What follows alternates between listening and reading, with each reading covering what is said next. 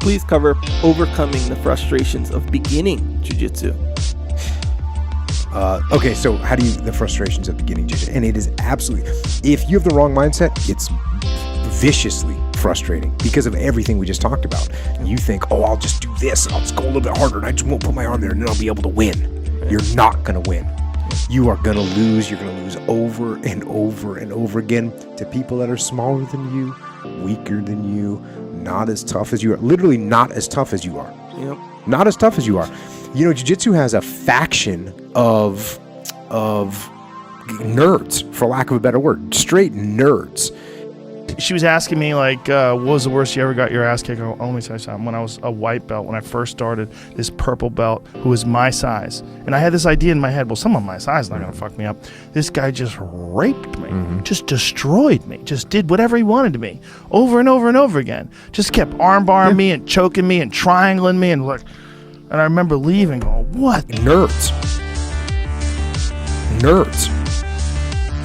Straight nerds, for lack of a better word. And no offense to the nerds out there, but you know, people that are not physically active, and then for some reason they fall into jiu-jitsu at some point, and all of a sudden they got a guy they're not tough, but they'll know the moves and they'll finish you. So those are the people you're gonna lose to. So, and it's a long, slow journey that takes a long time.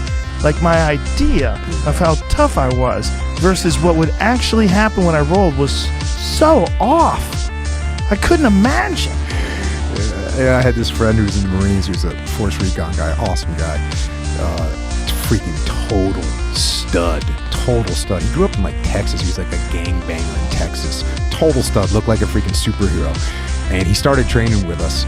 And like after like a month, he was like, bro, I used to think I was badass. I hate this shit. Now I think I'm a pussy. Like, just hated life, you know, just a jack dude that realized that all that doesn't do a lot for you if you don't know what the hell you're doing. Not only that, it's like you also realize that the path to knowing what you're doing is so long. Is there advice you have for complete beginners? For white belts that are starting jiu-jitsu, that are listening to this, that haven't done jiu-jitsu? Yeah, I'm just going to talk about just getting better on the mat, okay? Because there's 1,000 other things you can talk about in terms of like morale and persistence and how often they should train. There's 1,000 things you get. Break up with your girlfriend or boyfriend. I'm just kidding. Let's put that aside. Start your training from the ground up, okay? Your first sessions in jiu-jitsu, you're going to find, to your horror, that everyone gets on top of you and you can't get out. So your first skill is the skill of being able to free yourself from positional pins. Nerds. Straight nerds, for lack of a better word. And no offense to the nerds out there, but you know, people that are not physically active, and then for some reason they fall into jiu-jitsu at some point, and all of a sudden they got a guy they're not tough, but they'll know the moves and they'll finish you. So those are the people you're gonna lose to. I remember thinking that when I first started training and drilling. I remember thinking just drilling how to pass someone's guard, get to mount, and get an armbar. Just going through the drill. I could kind of understand the drill, but then once you try to apply it to a real person, you realize like, oh my God, the path to success is so long. Yeah. It's so hard to do. Most of the escapes in jiu-jitsu go to guard position. And so once you get someone in your guard, they're going to be looking to pass your guard and get back into those positional pins that you just escaped from. And that's just as crushing as getting pinned. You feel like every time you try to hold someone in guard, they just effortlessly pass you by. So your first two skills, you got to be able to get out of any pin, and you got to be able to hold someone in your guard. So pin escapes and guard retention are your first two skills. I generally advocate the idea of learning to fight from your back first, and then learning to fight from on top second. Why? Because the brute fact is, when you first start off, you just don't have enough skills to hold top position or gain top position through a takedown. So inevitably, you're going to end up underneath people for most of your training time. Your training should reflect that in the early days as a white belt. Start with the first two skills you need.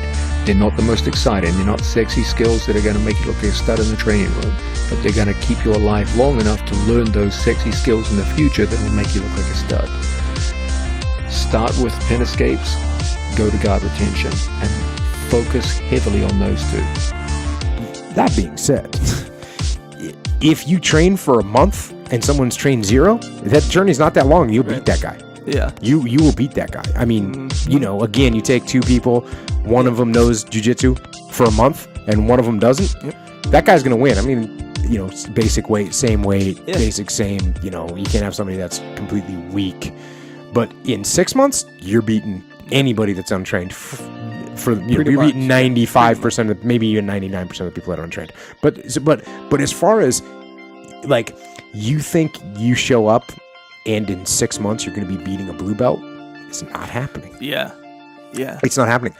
Beating a purple belt is not happening. You're not gonna catch a purple belt in your first 2 or 3 years, unless you got just somebody that doesn't.